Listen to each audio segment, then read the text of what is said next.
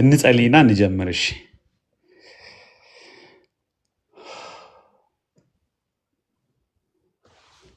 ሰማይን ምድርን ሁሉ በውስጡም ያሉትን ነገሮች ሁሉ የፈጠርክ የምትገዛ የምትቆጣጠር ሉዓላዊ አምላክ ስለዚህ ቀን ስለረዳን በዚህ ስላሰባሰብከን ድምፅህን ቃልህን እንድንሰማ በር ስለከፈትክልን እናመሰግንሃለን። እግዚአብሔር አምላካችን ሆይ ደግሞ ዛሬ እንድታስተምረን ወደ እውነት እንድታስጠጋን እንድትገልጥልን ፈቃድህን ሐሳብህን ልታደርግ የምትወደውን ነገር ሁሉ ማወቅ መረዳት ከነበረን ነገር ጥቂት ነገር እግዚአብሔር ሆይ ፈቀቅ ማለት ከፍ ማለት የሚሆንልን ነገር እንድታቀብለን እግዚአብሔር ሆይ በዚህ ምሽት እንለምናሃለን። ከኛ ጋር እንድትሆን መንፈስህን እንድትሰጠን ማስተዋልን አቴንሽንን እንድትሰጠን በኢየሱስ ስም እንለምናሃለሁ። እኔንም ከኔ ጋርም ያሉ የሚያስተባብሩትን ይህን ፕላትፎርም ፋሲሊቴት የሚያደርጉትን በተለያየ መንገድ ኮንትሪቢዩት የሚያደርጉትንም ሊማሩ የተሰበሰቡትን በተለያየ ጊዜ ይህንን ሪከርዲንጉንም በተለያየ ጊዜ የሚሰሙትንም ሁሉ ጌታ ሆይ በጸጋ እንድትባርከን እንድትረዳ እንድትደግፈን እንለምናሃለን። በጌታ በኢየሱስ ክርስቶስ ስም አሜን።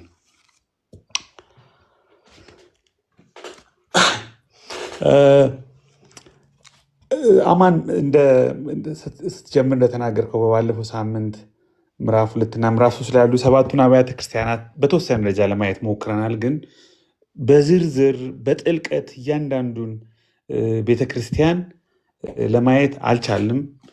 ያ በጣም ሰፊና ረጅም ጊዜ የሚወስድ ጥናት ነው የሚሆነው። ሆፕፉሊ በሌላ ጊዜ በዚሁ በቲክቶክም ምናልባት በእኔም ቲክቶክ ፔጅ የሰባቱንም አማን የቲያትሮን እንዳደረገው ቀሪዎቹንም በተለያየ ጊዜ ልናደርግ እንሞክራለን ብዬ አስባለሁ። ጌታ ይረዳናል። ብዙ ትምህርቶች በነዛ ውስጥ ስለምናገኝ ማለት ነው። ነገር ግን ኢንጄኔራል የሰባቱ አብያተ ክርስቲያናት ሁኔታ በጣም ከኛ ሁኔታ ጋር ሪዞኔት የሚያደርግ ብዙ የእግዚአብሔርን ነገር የምንማማርበት ትልቅ ነገር ነው። ሪከርዲንጉን ያልነበራችሁ እስካሁን ዛሬ ለመጀመሪያ ጊዜ የመጣችሁ ምናልባት በአማኑኤል አሰግድ ዩቲዩብ ፔጅ ላይ ያለውን ብትሰሙት በጣም ጥሩ ይሆናል። በዚህ ሳምንት በጣም ቢዚ ከመሆን የተነሳ ኖቱን ፋይናላይዝ አድርጌ ነገር ወንጌላውያን ላይ አላኩም። ኔክስት ታይም ግን ሆፕፉሊ እልካለሁ ብዬ አስባለሁ። ስለዚህ የተወሰነ ጊዜ ለመቆጠብ በቀጥታ ወደ ዛሬ ወደ ምዕራፍ 4 እና ምዕራፍ 5 እንግባ። አማን እንደተናገረው ምዕራፍ 4 እና ምዕራፍ 5 በጣም የሚገርሙ ሁለት ምዕራፎች፣ እኔ መንትዮቹ ምዕራፎች ነው የምላቸው። የሚነጣጠሉ አይደሉም። ልክ እንደ ምዕራፍ 2 እና እንደ ምዕራፍ 3 እንደ ምዕራፍ 21 እና እንደ ምዕራፍ 22 የማይነጣጠሉ ከሌሎቹ ምዕራፎች በተለየ ሁኔታ መንትያ የሆኑ ምዕራፎች ናቸው። በእነዚህ ምዕራፎች ሁለት ምዕራፎች ናቸው። ምዕራፍ 4 እና ምዕራፍ 5 በጣም ጥቂት ቁጥሮችን የያዙ ናቸው። ለምሳሌ ምዕራፍ 4 11 ቁጥሮች ነው ያሉት። ምዕራፍ 5 ደግሞ 14 ቁጥሮች ነው ያሉት። በጣም ጥቂት ቁጥሮች ግን ወሳኝ የሆኑ መሰረታዊ የሆኑ የመጽሐፍ ቅዱስ መገለጦችንና ሐሳቦችን የያዙ ምዕራፎች ናቸው። በሚገርም ሁኔታ እነዚህ ሁለት ምዕራፎች የዮሐንስን የሰማያዊ ጉብኝት ወይም የሌላ ዓለም ጉብኝት ምዕራፍ 1 ቁጥር 10 ላይ የመጀመሪያ ካየው ራእይ ቀጥሎ ሌላ ራእይ እንዲያይ የሰማይ በር ደጅ ሲከፈትለት ነው የሚጀምረው። የአዘር ወርልድ ጆርኒ ልክ በሌሎች አቡቀለምሲሳዊ ስራዎች ላይ እንደምናገኘው እንደ አፖካሊፕስ ኦፍ አብርሃም ላይ እንደምናገኘው ሄኖክ ላይ እንደምናገኘው ሶስተኛ ባሮክ ላይ እንደምናገኘው ምናልባት ሰምሃው አፖካሊፕስ ኦፍ ፖል የምንላቸውና የእዝራ አፖካሊፕስ የምንላቸው ሌሎች የክርስቲያንና የአይሁድ አቡቀለምሲሳዊ ጽሑፎች ውስጥ የምናገኛቸውን አይነት ሰማያዊ የሌላ ዓለም ጉብኝት በይፋ የሚጀመርበትና ዮሐንስ ድንቅ ነገር ማየት የሚጀምርበት ጉብኝት የሚያደርግበት ሰማይን የሚጎበኝበት በሌሎች አቡቀለምሲሳዊ ስራዎች ላይ በተለያየ ስፍራ ላይ ብዙ ስፍራዎች ላይ ሆነው ያሉ ሄኖክ ለምሳሌ ከ6 እስከ 8 አይነት አካባቢ ቦታዎች ላይ ሆኖ ቦታ ቀያይሮ ካይንድ ኦፍ ቫንቴጅ ፖይንቶችን ቀያይሮ አይቱ ዮሐንስ ላይ በጣም ኮንሲስተንት የሆነ አንድ ስፍራ ላይ ምዕራፍ 17 ላይ ብቻ አንድ የሆነ ሎኬሽን ሲቀይር እናገኘዋለን። ነገር ግን አንድ ውስን ሎኬሽን ላይ የሚገርም ቪዥን ማየት ይጀምራል። በተለይ ምዕራፍ 4 ቁጥር 1 ጀምሮ የሚያየው ራእይ በጣም ለየት ይላል። እንደዚህ አይነት ነገሮች ይሄ ሰማይን መጎብኘት፣ ሲኦልን መጎብኘት የተለመዱ ነገሮች ናቸው።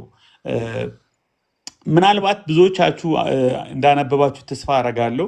የዲቫይን ኮሜዲ የዳንቴ አሌግሪን ስራ ስታነቡ በተለይ ፓርት 1 ኢንፈርኖ የሚለው ሚስተር ቢን ራሱ ሲትኮም ሰርቶበታል። በጣም የሚያስቅ ዩቲዩብ ላይ ገብታችሁ ልታገኙት የምትችሉ ነው እና የኃጢአት ደረጃዎችን በተለያየ በ9 ክበቦች ኮንሴንትሪክስ ከፋፍሎ እንደውም ሚስተር ቢን በቃ የሰዎች ምን ያህል የት ቦታ ላይ እንደሚመደቡ ሲኦል የትኛው ክፍል ላይ እንደሚመደቡ እና ማጠብቁት ሰው ሁሉ ሊስቱ ላይ ሲገኝ በጣም የሚያስቀኝ የሆነ ቪአይፒ ክላስ ላይ ትራምፕ ብሎ ይጠራል ቪአይፒ ላይ።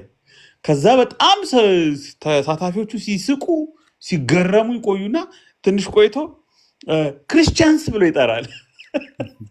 እና ዳንቴም ላይ ዳንቴ አክቹዋሊ ብዙዎቻችሁ እንደምታውቁት የቨርጅልን የሮማዊን ገጣሚ የቨርጅልን ስራዎች ነው ትንሽ አፕሮፕሪየት ያደረጋቸው እና አሪፍ የሆነ ዲቫይን ኮሜዲ ብዙዎቻችሁ ብታነቡት ሪኮመንድ ማድረጋችሁ ነገር ነው። ይሄ የሚስተር ቢን ቶቢ ዘ ዴቪል የሚለውን የሰራበትም ከዛ መጽሐፍ ተነስቶ ነው። እንደዚህ ፊክሽኖች ላይም በተለያየ መንገድ ሰማያዊ ጉብኝቶችን የሲኦል ጉብኝቶች ይካሄዳሉ። ይህ የዮሐንስ ጉብኝት ከሌሎች አቡ ቀለምሲሳዊ ስራዎች ከነ ሄኖክ ጋር ሁሉ አብሮ የሚታይ የተለመደ ሰማያዊ ጉብኝት ነው። አፖካሊፕቲክ የሆነ አዘር ወርልድሊ ሄቨንሊ ጆርኒ ነው። እነዚህ ምዕራፍ 4 እና ምዕራፍ 5 ላይ የምናገኛቸው ነገሮች ከምዕራፍ 2 እና ከምዕራፍ 3 ጋር የተሳሰሩ ነገሮች ናቸው። ምዕራፍ 2 እና ምዕራፍ 3 አብያተ ክርስቲያናቱ በምድር ላይ ያሉበትን ሁኔታ የሚያሳዩ ሲሆን ምዕራፍ 4 እና ምዕራፍ 5 ግን ሰማይስ ምን ይላል? ሰማይ ያለው ሁኔታ ምንድን ነው? ስለዚህ ይሄ ትራንሰንደንት የሆነው ሪያሊቲ ቤዝ የሚያደርገው ምንድን ነው? ባለፈው ስፒሪቹዋል ፐርሴፕሽን እና ሪያሊቲ ብለናል። ሪያሊቲ ቤዝ የሚያደርገው እግዚአብሔራዊ እይታ፣ ሰማያዊ መንፈሳዊ እይታ ምን ይመስላል የሚለው በቀጥታ ከምዕራፍ 2 እና 3 ቀጥሎ ምዕራፍ 4 እና ምዕራፍ 5 መምጣቱ በጣም የሚገርም ነው። ስለዚህ አማን እንደተናገረው ማዕከላዊው ራእይ ነው ይሄ። This is the central vision። የዮሐንስ ራእይ ማዕከላዊ ስፍራ። እኔ ድሮ ምዕራፍ 21 እና ምዕራፍ 22 ይመስለኝ ነበር። የዮሐንስ ራእይ ማዕከላዊ ስፍራ እምብርቱ ምዕራፍ 21 እና ምዕራፍ 22 ነው ብዬ ለረጅም ጊዜ አስብ ነበረ። በአንድ ወቅት ግን በአንድ አሜሪካዊ የአዲስ ኪዳን አስተማሪ ስቲቭ ብራያን ብዙዎቻችሁ የምታውቁት በሱ እርዳታ ከብዙ ዲስከሽን በኋላ አይኔን ከፈተልኝ። ስቲቭ ብራያን አሳመነኝ። ማዕከላዊው ዋነኛው የመጽሐፉ ኤፒሴንተር እምብርቱ ምዕራፍ 4 እና ምዕራፍ 5 ነው። እንደውም የአጠቃላዩ የኮስሚክ የሆነው ሪያሊቲ እና ቪዥን ሴንተሩ ምዕራፍ 4 እና ምዕራፍ 5 ላይ ነው ያለው። አጻጻፉ አቀራረቡ በጣም ለየት ይላል። ጂኬ ቤል እንደሚለው ግሪጎሪ ቤል እንደሚለው ሄቨንሊ ሊተርጂ ነው። እንደ ሰማያዊ የአምልኮ የምስጋና ስፍራ ነው። እንደ ሄቨንሊ ኮረስ ነው። ኪነር እንደሚለው ሰማያዊ ኳየር ነው። ዩኒቨርሳል ኳየር ነው። ምዕራፍ 4 እና ምዕራፍ 5 ላይ የምናገኘው በቀጥታ ወደ ኳየር ውስጥ ነው፣ ወደ አምልኮ ስፍራ ውስጥ ነው ዮሐንስ የገባው ወይም ራሱን የሚያገኘው። ባለፈው እንደነገርኳችሁ 19 መዝሙሮች ዮሐንስ ራእይ ውስጥ አሉ። ከ19 መዝሙሮች 5ቱ መዝሙሮች እዚህ ውስጥ ይገኛሉ። አብዛኛውን ሼር የሚወስድ እንትን ነው። ስለዚህ የእግዚአብሔር መገለጥ የክርስቶስን መገለጥ ፓናሮሚክ የሆነ እይታ ፓናሮማ፣ ልክ እንደ መኪና ሰንሩፍ መኪና እየነዳችሁ ወይም አንድ መኪና ውስጥ ናችሁ ድንገት ጣራው ቢከፈት ልታዩት የምትችሉትን ቪው አስቡ። እዛ ውስጥ ቴምፕል ትሮኑን በተወሰነ ደረጃ እናገኛለን። ስሜት ሊሰጥ በሚችል መልኩ መሄድ እንድንችል በተወሰነ ደረጃ መጽሐፉን ለማንበብ ልሞክር።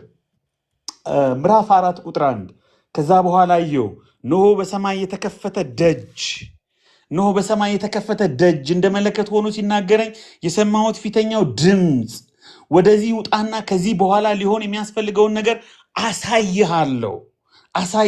ወደ በመንፈስ ነበርኩ፣ እነሆ ዙፋን በሰማይ ቆሟል፣ በዙፋኑ ላይ ተቀማጭ አለ።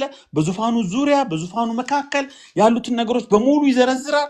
በቀጥታ አምልኮ ቅዱስ ቅዱስ ቅዱስ የነበረውና ያለው የሚመጣውም ሁሉንም የሚገዛ ጌታ አምላክ እያሉ ቀንና ሌሊት የማያርፉ 24ቱ ሽማግሌዎች፣ 4ቱ እንስሶች፣ አላፋት መላእክት ያሉበት ትልቅ ዩኒቨርሳል ኳየር ውስጥ ደረሰ ዮሐንስ። የሚገርም ራእይ ነው። የሚገርም ዙፋኑን የሚገልጥበት ቃላት ይገርማሉ በጣም። በዙፋኑ ዙሪያ ነበረ። በዙፋኑ ዙሪያ 24 ዙፋኖች ነበሩ። በዙፋኖቹም ላይ ነጭ ልብስ ለብሰው በራሳቸው የወርቅ አክሊል ደፍተው 24 ሽማግሌዎች ተቀምጠው ነበር። በዙፋኑ ፊት 7 የእሳት መብራቶች ነበሩ። 7 የእግዚአብሔር መናፍስት ናቸው። በዙፋኑ ብርሌ የሚመስል የብርጭቆ ባህል ነበረ። 4 እንስሶች ነበሩ። ቅዱስ ቅዱስ ቅዱስ፣ ሁላችሁ የምታስታውሱት ኢሳይያስ ምዕራፍ 6 ነው። ቅዱስ ቅዱስ ቅዱስ የነበረውና ያለው የሚመጣውም ሁሉንም የሚገዛ ጌታ አምላክ እያሉ ቀንና ሌሊት አያርፉም። ሄቨንሊ ኳየር፣ ዩኒቨርሳል ኳየር። እዛ ውስጥ ጆን ተጨመረ። ሃሌሉያ! እኔ ይገርመኛል እነዚህ 2 ምዕራፎች ሳጠና በጣም ቴክኒካል ከሆኑ ነገሮች በላይ በጣም ፓስቶራል የሆነው ነገር ነው ኢምፕረስ የሚያደርገኝ። ይቀጥላል።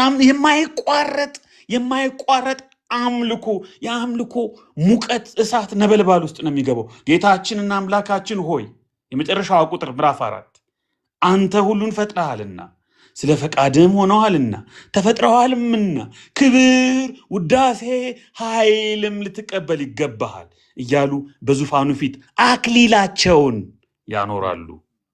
ምዕራፍ 5ም ማህተሙን ማን ነው የሚፈታው? መጽሐፉን ይዘረጋ ዘንድ የሚገባው ማን ነው? በታላቅ ድምፅ ጭንቀት፣ ጩኸት ይሰማል። በሰማይ በምድር ቢሆን ማንም አልተቻለውም። መጽሐፉን ሊዘረጋው የሚመለከት የሚገባው ማንም ስላልተገኘ አለቀስኩ ይላል ዮሐንስ ምዕራፍ 5 ላይ። ግን ከሽማግሌዎች ከ24 ሽማግሌዎች መካከል አንዱ አታልቅስ፣ እነሆ ከይሁዳ የሆነው አንበሳ እርሱም የዳዊት ስር። እኔ ፕሮፋይል ላይ የምታዩት ቃል የምታዩት ፒክቸር የዳዊት ስር የሚለውን አንድ የፓትሪክ ሽራይነር የሚባል ሰው አንድ የጻፈው መጽሐፍ ላይ የተሳለ ስዕል ነው። የዳዊት ስርን ለመግለጥ አንድ ሰው የሞከረው የዳዊት ስር የይሁዳ አንበሳ መጽሐፉን ይዘረጋ ዘንድ ማህተሙን ይፈታ ዘንድ ድል ነስቷል ሚል የምስራቹ ሲናገር አምልኮ ይቀጥላል። በዙፋኑ በ4ቱ እንስሶች መካከል በሽማግሌዎች መካከል እንደታረደ በግ ቆሞ አየሁ። በዙፋኑ ላይ ከተቀመጠ ቀኝ እጁ ወሰደው። መጽሐፉን በወሰደ ጊዜ 4ቱ እንስሶች 24ቱ ሽማግሌዎች በበጉ ፊት ወደቁ። እያንዳንዳቸው በገናን የቅዱሳን ጸሎት የሆኑ ጣዕም ያዙ። መጽሐፉን ትወስድ ዘንድ ማህተሞቹን ትፈታ ዘንድ ይገባሃል፣ ታርዳልና በደምህም ለእግዚአብሔር ከነገድ ሁሉ ከቋንቋ ሁሉ ከወገን ሁሉ ከሕዝብ ሁሉ ዋጅታ አምላካችን መንግስት ካህናት ይሆኑ ዘንድ አደረካቸው እያሉ አዲስን ቅኔ ይዘምራሉ። አየሁም፣ በዙፋኑም በእንስሶች በሽማግሌዎች ዙሪያ የብዙ መላእክት ድምፅ ሰማሁ። ምዕራፍ 5 ቁጥር 13 እጅግ የሚገርመኝ ከመጽሐፍ ቅዱሳችን ውስጥ እጅግ የሚገርመኝ የመጽሐፍ ቅዱስ ጥቅስ ነው። ለብዙ ዓመታት የሚገርመኝ ጥቅስ ነው። ራእይ ምዕራፍ 5 ቁጥር 13 ራእይ ምዕራፍ 5 ቁጥር 13 በሰማይና በምድርም ከምድርም በታች በባህርም ላይ ያለ ፍጥረት ሁሉ በሰማይ ይላል፣ በምድር ይላል፣ ከምድር በታች ይላል፣ በባህር ላይ ያለ ፍጥረት ሁሉ በእነርሱም ውስጥ ያለ ሁሉ ይልና በረከትና ክብር ምስጋናም ኃይልም ከዘላለም እስከ ዘላለም በዙፋኑ ላይ ለተቀመጠው ለበጉም ይሁን ሲሉ ሰማሁ። 4ቱም እንስሶች አሜን አሉ፣ ሽማግሌዎቹም ወድቀው ሰገዱ። ሃሌሉያ! በጣም የሚገርሙ ሁለት ምዕራፎች። ስለዚህ እነዚህ ሁለቱ ምዕራፎች መንትያ ምዕራፎች የክርስቶስን መገለጥ ፓናሮማ በሆነ ፓናሮሚክ ቪው የሚሰጡ ቴምፕል የሆነውን ትሮን የሆነውን ቴምፕል፣ ዙፋን የሆነውን መቅደስ የሆነውን ዙፋን፣ አጽናፈ ዓለማዊን ዩኒቨርሳል የሆነውን ኳየር፣ የማይታየውን ከመጋረጃ በስተጀርባ ያለውን አምልኮ ሁሉ የሚቀዳበትን ግጥምና ቅኔ ሁሉ የሚመነጭበትን ዋናውን የአምልኮ ስፍራ የሉዓላዊውን አምላክ ሄድኳርተር፣ ሃሌሉያ፣ ሄድኳርተሩ ታየ። ሉዓላዊ አምላክ የሚገዛበት ስፍራ አገዛዙና በታሪክ ውስጥ ታሪክን እግዚአብሔር እንዴት ነው የሚመራው? ፍርዶችን ሁሉ የሚመዘዙበት የኃይል ሁሉ ምንጭ፣ የጥበብ ሁሉ ምንጭ፣ የአምልኮ ሁሉ ምንጭ፣ የእውነት ሁሉ ምንጭ፣ የስልጣን ሁሉ ምንጭ። ምዕራፍ 4 እና ምዕራፍ 5 በሰማይ ምን እየተከናወነ ነው? የሰማያዊ እይታ ምን ይመስላል? ምድር ምን ይመስላል? ምዕራፍ 2 እና ምዕራፍ 3 ላይ አይተናል። ቸርች ምን ትመስላለች? ቅዱሳን ምን ይመስላሉ? ኢምፓየሮች ምን ይመስላሉ? ሰማይ ግን ምን ይመስላል? ሰማይ ግን ምን ይላል? አሁን ያሉበት ምድራዊ ሁኔታ በሰማያዊውና በዘላለማዊ መነጽር የማየት እድል ዮሐንስ አገኘ።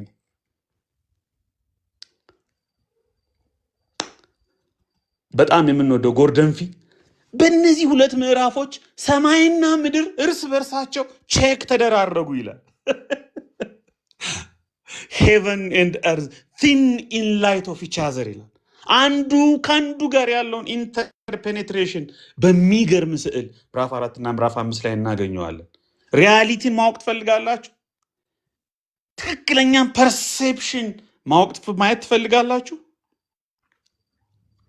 ራዕይ ምዕራፍ 4 እና ምዕራፍ 5 the vision of God ይባላል ብዙ ጊዜ ራዕይ ምዕራፍ 4። ዮሐንስ ሁለተኛውን ሌላ ራዕይ እንዲያይ ምዕራፍ 1 ቁጥር 10 ላይ አንድ መልአክ ጠርቶት ኢናጉራል የሆነውን የክርስቶስን ከፍ ያለውን የተገለጠውን የላቀውን የከበረውን ኢየሱስ ምዕራፍ 1 ላይ አይቷል። ምዕራፍ 2 ምዕራፍ 3 ላይ የቤተክርስቲያን ሁኔታ ስናይ በጣም የምታስታውሱት ራዕይ ምዕራፍ 3 ቁጥር 20 ለሎዶቅያ ቤተክርስቲያን አንኳኳለሁ በር ላይ ክፈችልኝ ልግባ፣ ልባችሁን ክፈቱልኝ፣ ራሳችሁን ስጡኝ ብሎ ይጠይቃቸዋል። የሚከፍትልኝ ቢኖር ይግባ ብሎ። ምዕራፍ 4 ላይ ግን ዮሐንስን ራሱ ከፍቶ በሩን አሳየው። በዙፋኑ ላይ የተቀመጠው አምልኮውንና ምስጋናን ሲቀበል ይታያል። ልዩና ያሸበረቀው የኢሳይያሱና የሕዝቅኤሉ የዙፋን ክብር በሌሎች አቡ ቀለም ሳይ ግብአቶች ተሞልቶ ገዝፎ ይታያል። የራዕይ ምዕራፍ 4 እና ምዕራፍ 5 ዙፋን ሕዝቅኤል ምዕራፍ 1 ላይ ከምናገኘው፣ ኢሳይያስ ምዕራፍ 6 ላይ ከምናገኘው፣ ዳንኤል ምዕራፍ 2 ላይ ከምናገኘው ከፍ ካለው ዙፋን በልዩ ሁኔታ እንደገና ተውቦ በክርስቶስ ግርማ በቤዞቱ በሳክሪፊሻል ዴዙ እንደገና ሌላ ግርማ በአምልኮ በማያቋርጥ አምልኮ አጽናፈ ዓለሙ ሁሉ ኮስሚክ በሆነ በጣም ነው የሚገርመው። በተለይ ምዕራፍ 5 ቁጥር 13 ምዕራፍ 5 ከምዕራፍ 4 የቀጠለ የአንድ ሳንቲም ሁለት ገጽታዎች የማይነጣጠሉ ግን ቅደም ተከተላዊ ያልሆኑ ምዕራፎች ናቸው። በምዕራፍ 4 ትኩረቱ በእግዚአብሔርና በእግዚአብሔር ዙፋን በዙፋኑም ዙሪያ ባሉ ነገሮች ሲሆን የካሜራው ፎከስ ምዕራፍ 5 ላይ ዞር ብሎ ወደ ክርስቶስ ወደ ታረደው በግ ይሆናል። የዙፋኑን ሌላ ገጽታ እናየዋለን። እግዚአብሔር ስራውን የሚፈጽምበትን መለኮታዊ ኤጀንት፣ ስለ እግዚአብሔር አገዛዝና ስለ ሰማያዊ አገዛዝ፣ ያ ደግሞ እንዴት በምድር እውን እንደሚሆን መንግስትህ ትምጣ ፈቃድህ በሰማይ እንደሆነች እንዲሁ በምድር ትሁን የሚለውን ጸሎት መለሰው ይላል ኤንቲ ራይት። ምዕራፍ 4 እና ምዕራፍ 5 የዛ ጸሎት መልስ ነው። ወደ ሆን ተብሎ የሚደረግ አምልኮ የሚመራ በእግዚአብሔር ማንነትና በስራው ላይ የተመሰረተ ጠንካራ እምነት እንዲኖረን ወደ ሆን ተብሎ አምልኮ ኢንቴንሽናል ወርሺፕ የሚመራ በእግዚአብሔር ማንነት በእግዚአብሔር ስራ ላይ የተመሰረተ በአለት ላይ የቆመ እምነት እንዲኖረን እግዚአብሔር ለዮሐንስ ራዕይ ለኛ እንዲያሳየን ለኛ እንዲልከው ከፈተው። ኦኬ ሁለቱ ምዕራፎች እነዚህ ናቸው። እስኪ አንዳንድ ሜጀር ኢሹዎችን ሜጀር ቲሞችን በተወሰነ ደረጃ ቀስ ብለን ደግሞ ማየት እንሞክር። እመለስበታለሁ። እነዚህ ፓስቶራል በጣም ፕራክቲካል ዲቮሽናል የሆኑ ነገሮች እነዚህ ምዕራፎች ላይ በጣም ስለምወዳቸው በኋላ እንመለስባቸዋለን። ግን እስቲ ትንሽ ሶሊድ የሆኑ ነገሮችን ለመነካካት እንሞክር። መጀመሪያ ራዕይ ምዕራፍ 4 ቁጥር 1ን ስናነበው በሰማይ የተከፈተ ደጅ ይላል። ኦፕን ሄቨን፣ የተከፈተ ደጅ።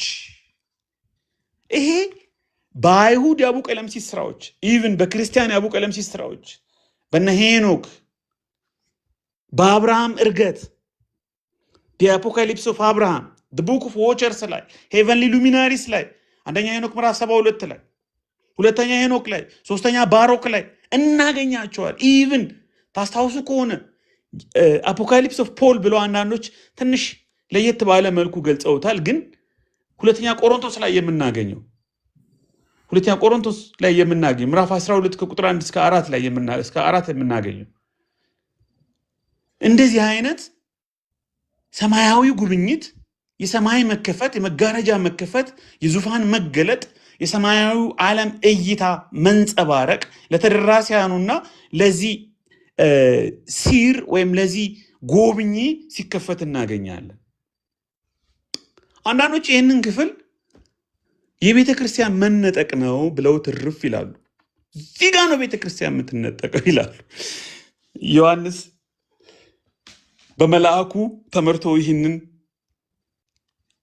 ኢሜጂንን ሰማያዊ የሆነ የእግዚአብሔርን መቅደስ ዙፋን እንዲያይ የተጋበዘበትን ጥሪ እነ ዋልቮርድ ሳይቀሩ ወንድማችን ሄኖክ አፈወርቅም ዮሐንስ ራዕይ ማብራሪያ በሚለው መጽሐፉ ላይም በተወሰነ ደረጃ እንደዚህ አይነት ምልክት እንደሆነ ጠቁሞ አልፏል። ግን ይሄ ሕዝቅኤል ምዕራፍ 1 ላይ፣ ኢሳያስ ምዕራፍ 6 ላይ፣ ኢቭን ኢየሱስ ማርቆስ 9 ላይ ጴጥሮስ ታስታውሱ ከሆነ ትራንስ መጥቶበታል።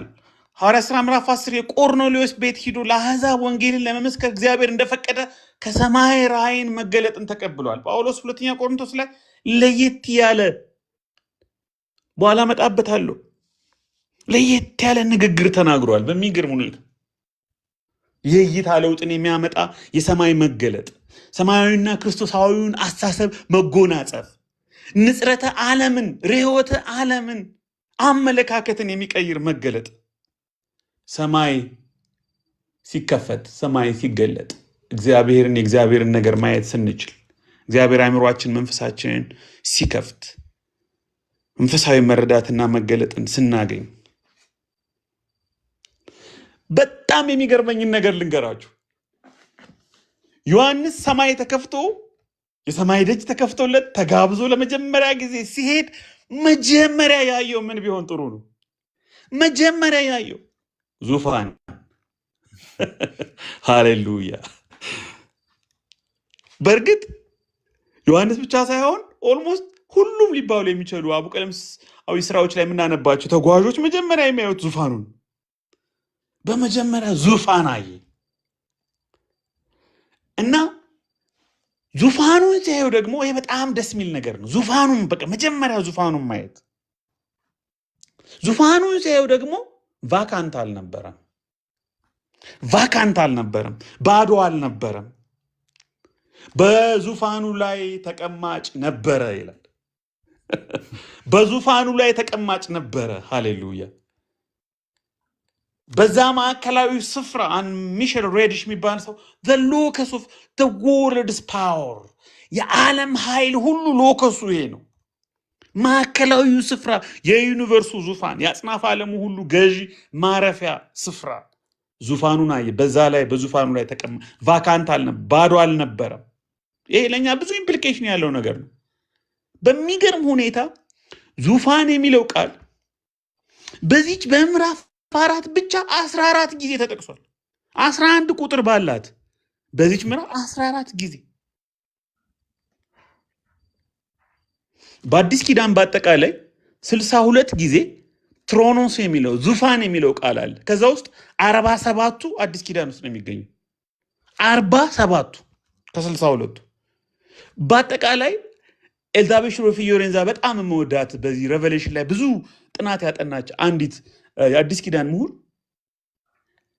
የዮሐንስ ራእይ ስለ ዙፋን ነው ትላለች። በቃ ስለ ዙፋን ነው፣ ስለ ሉዓላዊው ጌታ ነው፣ ስለ እግዚአብሔር አገዛዝ ነው፣ ስለዚህ ፖለቲካል ፓወር ነው።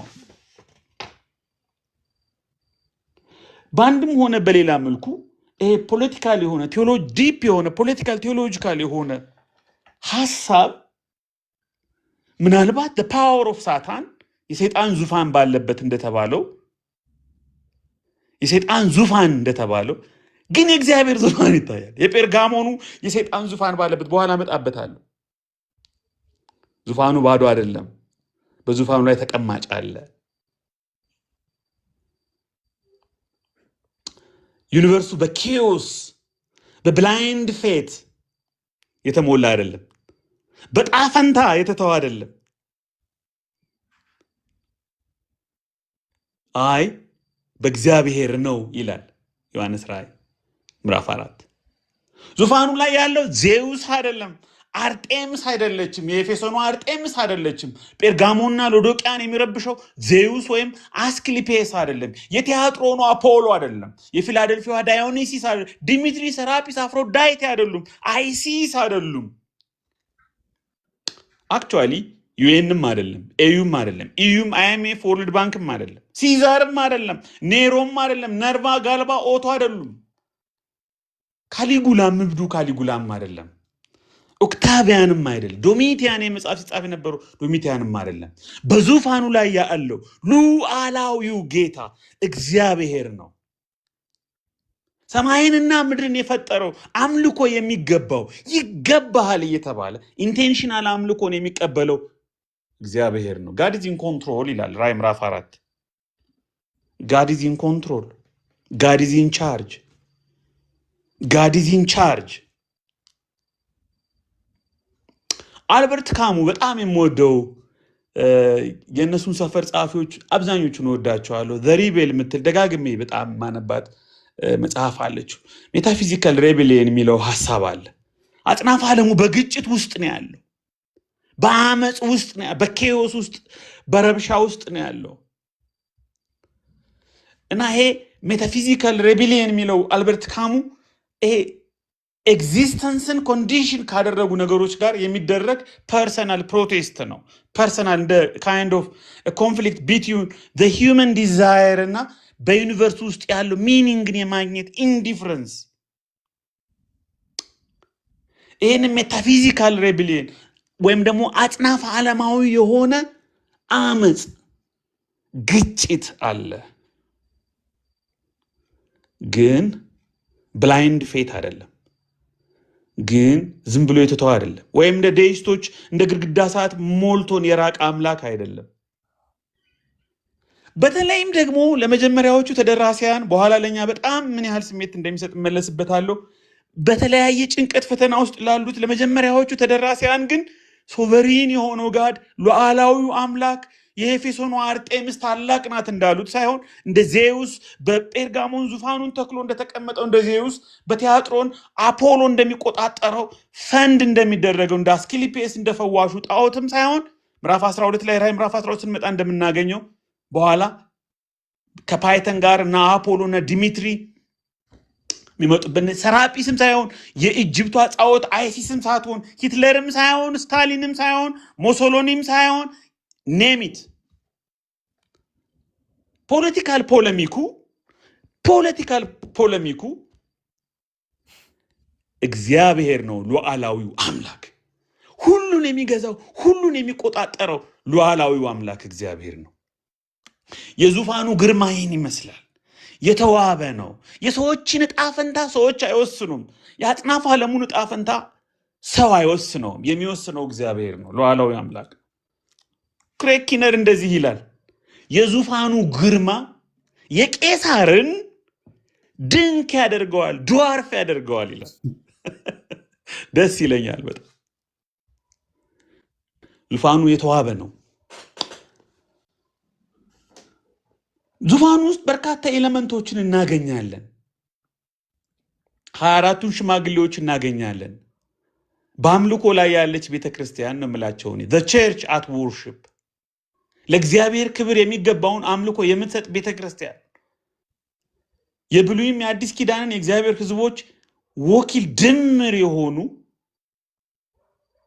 ሁሉንም አማኞች የሚወክሉ አባቶችንም ሐዋርያትንም የሚወክሉ ነገር ግን አፕሮፕሪየት ሪስፖንስን ለእግዚአብሔር ክብር የሚገባውን ትክክለኛ ምላሽ መስጠትን የሚያሳዩ 24 ሽማግሌዎች ዙፋን ውስጥ አሉ። መብረቅ አለ፣ ክብሩን ሉዓላዊነቱን የሲናውን ተራራ የእግዚአብሔርን ክብር የሚያስታውስ ሰባቱ መናፍስት የመንፈስ ቅዱስን ህልውና the work of Holy Spirit የብርጭቆ የሚመስል ባህር እግዚአብሔርን ክብር ግሎሪውን የሚያሳይ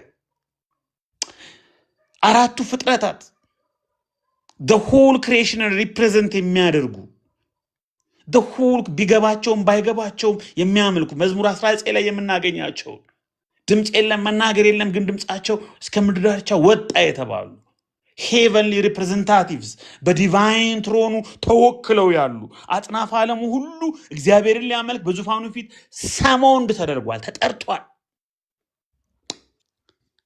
ሰሞንድ የተደረገውን አጠቃላይ ዩኒቨርስን ሪፕሬዘንት የሚያደርጉ ኢንቲቲዎች በዛ ሄቨንሊ ወርሺፕ ላይ ተሳትፈዋል።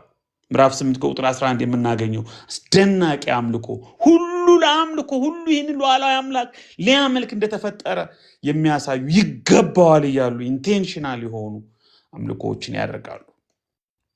ግን የትሩ ኮሚዩኒቲ ኦፍ ፌዝን እውነተኛ የመሲሁን ማህበረሰብ ለአምልኮ የተፈጠረውን በአምልኮ የሚኖረውን በአምልኮ የሚጠናቀቀውን በኋላ ምዕራፍ 21 እና 22 ስናጠና ሌላ ጊዜ እንዴት ይሄ የተሳሰረ እንደሆነ ያሳያል። ራዕይ ምዕራፍ 2 እና ምዕራፍ 3 ሰባቱ አብያተ ክርስቲያናት በስደት ውስጥ ነው ያላችሁት፣ በስተት ትምህርት ውስጥ ነው ያላችሁት፣ በተለያየ ፈተና ውስጥ ነው ያላችሁት፣ በዓለም ላይ ያላችሁ ክርስቲያኖች፣ አማኞች፣ ኢንዲቪጁዋል፣ ኮርፖሬት በተለያዩ ቻሌንጆች ፈተናዎች ነው ያላችሁት። ግን ሉዓላዊ አምላክ አሁንም በዙፋኑ ላይ ነው ያለው። ትልቁ እግዚአብሔር አሁንም በዙፋኑ ላይ ነው ያለው። ምዕራፍ 5 ላይ ስለ ማህተም ያወራል ወይም ስለ ማህተሙ ያወራል። አንዳንዶች ብሉይ ኪዳንን የሚመለከተው የማህተም አንዳንዶች ስማቸው በሕይወት መዝገብ የተጻፉትን የጻድቃንን ስም የያዘ የሕይወት መጽሐፍ ነው ይላሉ። አንዳንዶች የመጪውን ጊዜ ሪፖርት የያዘ ነው ይላሉ። ትንሽ ሴንስ የሚሰጠው ግን የዓለምን ሁሉ ጣፈንታና እግዚአብሔር ለፍጥረቱ ያለውን የድነት እቅድና ፕሮግራም ሪዴምቲቭ ፕላኑን የያዘ ፍርዱንም ድነቱንም ያካተተ የእግዚአብሔርን ራዕይ የእግዚአብሔርን ማህተም የሚመለከት ሊሆን ይችላል። ይሄ ከነ ቤል አሳሰብ ጋር ሁሉ የሚስማማ ነው። ዳንኤል ላይ አንዳንድ እንደዚህ አይነት ነገሮች እናገኛለን። ዳንኤል ምዕራፍ 12 ቁጥር 4 ላይ ቁጥር 9 ላይ ኢሳይያስ ምዕራፍ 29 ቁጥር 11 ላይ ሁሉ ይሄን እናገኛለን። በጥንት በግሪኮ ሮማ ባህል በማህተም በሰም በእርጥብ ሸክላ የታተሙ የተዘጉ ሰነዶች፣ ጽሁፎች፣ ውሎችን እናገኛለን። ልክ እንደዚህ አይነት ኢሜጅ አለው። ፍጹም በሆነ በሰባት ማህተሞች በጥብቅ ምስጢር የተያያዘ ማንም ሊረዳው ያልቻለ ኦቴንቲክ የሆነ ያልተከፈተ የታተመ ኦሪጂናል የሆነ ነገር የሚያመለክት ነገር ግን መጽሐፉን ሊፈታ የሚገባው በዓለም ላይ አንድም ሰው አለመገኘቱ ይህንን እንቆቅልሽ ይህንን ጥያቄ ይህንን ማህተም ይህንን የእግዚአብሔርን የድነት ፕሮግራም ምናልባት ይህንን መዳንን ከክርስቶስ ጋር ብቻ ከማያያዝ ጋር አስባችሁ ልትጠቅሱ ትችላላችሁ። መዳን በሌላ በማንም የለም ልንል እንችላለን። ማህተሙን ሊፈታ የሚችል ማንም የለም። የዓለምን ዕጣ ፈንታና እግዚአብሔር ለፍጥረቱ ያለውን እቅድ አንቬል የሚያደርግ እስካቶሎጂካል ሪሜዲ ነው የምለው። እኔ በጣም ሮሜን ሳጠና በጣም ኢምፕረስድ መሆንበት አንዱ ክፍል እስካቶሎጂካል የሆነውን ሪሜዲውን እግዚአብሔር በዘመን መጨረሻ ለሰው ልጆች መፍትሄ ብሎ ያመጣው ክርስቶስ ነው። ይህንን ፕላኑን ይህን እቅዱን አፈጻጸሙን አልፋና ኦሜጋውን አንቬል የሚያደርግበት ይህ መጽሐፍ በኢየሱስ ክርስቶስ ሲከፈት እናገኘዋለን።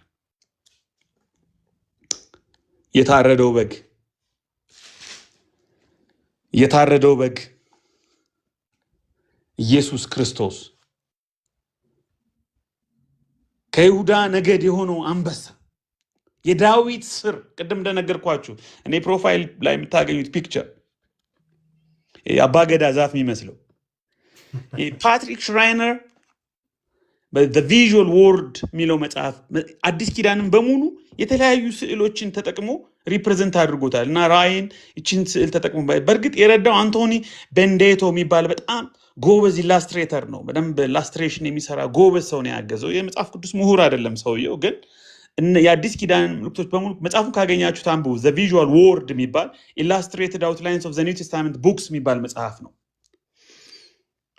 የዳዊት ስር መንጭቶ ለዓለም ሁሉ ሰርክሉ ቅርንጫፎቹ ፒክቸሩ ላይ እንደምታዩት ለዓለም ሁሉ መፍትሄን ይዞ የመጣው የመነጨው የዳዊት ስር ኢየሱስ አንበሳ ግን በግ በሪያሊቲ ላዮን ኢን ሪያሊቲ ኦፍ ላምብ የአንበሳውን ድል በጉ በድካሙ በሞቱ ያንን የክርስቲያን ዌይ ኦፍ ቪክትሪን ቁልጭ አድርጎ የሚያሳይ በጣም ጉልህ የሆነ ክሪስቶሎጂካል ኤክስፕሬሽን ሃይ ክሪስቶሎጂ የታረደ በግ የሚለው ቃል 29 ጊዜ ተጠቅሷል። በኃይልና በብርታት ሳይሆን በሞት የሚገኝ ድል ዓለምን ያሸነፈበት ሚስጥር ዕብራውያን ምዕራፍ 2 ቁጥር 13 ላይ ወንድሞቹን እንደ ወንድሞች በስጋና በደም ተካፈለ እንዳለ 7 ቀንዶች አሉት፣ ኃይልና ጥንካሬ አሉት፣ 7 አይኖች አሉት፣ ሁሉን የሚያውቅ ሁሉን የሚያይ ነው፣ ግን የታረደ በግ ነው። ዛሬ ጡንቻችንን ለማሳየት እንቸኩላለን። አቅማችንን ለማሳየት አለን ምንለውን ነገር ለማሳየት እንቸኩላለን። ዛሬ ገንዘባችንን ፕሪቪሌጃችንን በቃ በተለያየ መንገድ ለማሳየት እንቸኩል። የክርስቲያን መንገድ ይሄ አይደለም። የክርስቲያን የድሉ ሚስጥር ሞት ነው፣ ድካም፣ መጎዳት ነው፣ መሸነፍ ነው፣ ብሮክንነስ ነው። ሪቻርድ ቦካን በጣም የምወደው አንድ ካይንድ ኦፍ ራሱ የፈጠረው የሚገርም ዲቫይን አይዴንቲቲ ክሪስቶሎጂ የሚለው ሀሳብ አለ። በእርግጥ በኋላ ላሪ ሁርታዶ በደንብ አድርገው አዳብረውታል ከፈርስት ሴንቸሪ ወርሺፕ ሀሳብ ጋር በደንብ አዳብረውታል እና እዚህ ጋር መጨረሻ ላይ በኋላ ማነሳላችሁ ሰምሃው ከወንጌል ስርጭት ጋር ከአፖሎጂቲክ ስራ ጋር አብረው የሚሄዱ ነገሮች አሉ። ኢየሱስ የተቀበለው አምልኮ ለኢየሱስ የቀረበው ስግደትና ምስጋና ኤግዛክትሊ ምዕራፍ 4 ላይ ለእግዚአብሔር በዙፋኑ ላይ ያለው ለእግዚአብሔር የቀረበ አምልኮ ነው። ስለዚህ ኢየሱስ ዲቫይን እንደሆነ የእግዚአብሔርን ባህሪ ዩኒክ የሆኑ ዲቫይን አትሪቢዩቶችን አሲዩም እንዳደረገ ከዚህ ክፍል የተሻለ ኒው ቴስታመንት ላይ ማስረጃ እናገኝም ብሎ ይሞግታል። እኔም በጣም የምስማማው ነገር ነው። ስለዚህ ምክንያታዊ የሆነን አምልኮ የአምልኮ ግብዣን ልክ አምልኮ እንደ መግባቢያ ቋንቋ ፍጥረት ሁሉ አጠቃላይ ዩኒቨርስ ሁሉ ኮስሞሱ በሙሉ በአምልኮ ቋንቋ ሲግባባ ልክ የምስራቅ አባቶች የግሪጎሪ ኦፍ ኒሳ የካፓዶሻን ፋዘርስ ባስል እንደሚናገር ግሪጎሪ ኦፍ ናዚያንዘስ እንደሚናገሩት ኔክሰስ ኦፍ ኔትወርክ ኔክሰስ ኦፍ ሪሌሽንሽፕ ወርሺፕ ያስተሳሰረው አምልኮ ያስተሳሰረው ኦቨርፍሎ ኦፍ ዘ ላቭ ኦፍ ጋድ ያቆራኘው የፍጥረት የአምልኮ ስርዓት በእነዚህ ምዕራፍ 4 እና ምዕራፍ 5 ምዕራፎች ላይ እናገኘዋለን። ሁለት ምዕራፎች ላይ እናገኘዋለን። አጽናፈ ዓለም ሁሉ በህብረ ዜማ ተሳስሮ ለእግዚአብሔር ለበጉም ምስጋናና አምልኮ ሲያቀርብ ሃሌሉያ። ሞዴል የሆነ አምልኮ፣ ሰማያዊ አምልኮ፣ ሁሉን ያካተተ አምልኮ፣ መዝሙሮችን፣ ቅኔዎችን ሁሉ መላእክትን ሁሉ በሰማይ በምድርም ያሉ ፍጥረታትን ሁሉ ያሳተፈ አምልኮ ገኖ የሚታይበት ምዕራፍ። ዛሬ ዘማሪዎች መዝሙሮቻቸው ምን እንደሚመስሉ ከየት እንደተቀዱ ምን አይነት አዝማሚያ እንዳላቸው ከነዚህ ሁለት ምዕራፎች ብዙ ነገር መማር ይችላሉ። በአጠቃላይ 19 የመዝሙር ግጥሞችን ከያዘው ከዮሐንስ ራእይ ብዙ መማር ይችላሉ። ዛሬ በቸርች የአምልኮ የሚመሩ አምልኮን የሚያስተባብሩ ሰዎች የአምልኮን ሞዴል የአምልኮን ምንነትና ምክንያት ከነዚህ ሁለት ምዕራፎች ብዙ ነገር መማር ይችላሉ። እሺ አሁን በጣም ፕራክቲካል ወደሆኑ ፕራክቲካል ኢምፕሊኬሽን ወዳላቸው ጥቂት ነጥቦች ምናልባት 3 ነጥቦች ልመለስና ቶሎ ልጨርስ። አይ ቲንክ ከ30 ደቂቃ በላይ የጨረስኩ ይመስለኛል። አም ሶሪ። አንደኛው መጀመሪያ ያነሳ ነው ሉዓላዊ የሚለው ሐሳብ ነው። በጣም አይተሬት ማድረግ የምፈልገው ነገር እሱ ነው። የፖለቲካ፣ የኢኮኖሚ፣ የፍልስፍና ርዕዮተ ዓለሞች ዓለምን ያጨናንቃሉ። ሂጅሞኒ በወርልድ ፖለቲካል ኢኮኖሚው ሂጅሞኒ ይታያል። ኢንተርናሽናል ሎዎች ኦርደርስ አሉ። በርካታ ፍልስፍናዎች ይመጣሉ። አንቲሴሜቲዝም አለ፣ ፌሚኒዝም አለ፣ ኤልጂቢቲኪዩ አለ፣ ወርልድ ባንክ አለ፣ አይኤምኤፍ አለ፣ የሴቶች ጭቆና አለ፣ የእናቶችና ህፃናት ወረርሽኝ አለ፣ የፖለቲካል ፓወር አለ። በዓለም ላይ በርካታ የሆኑ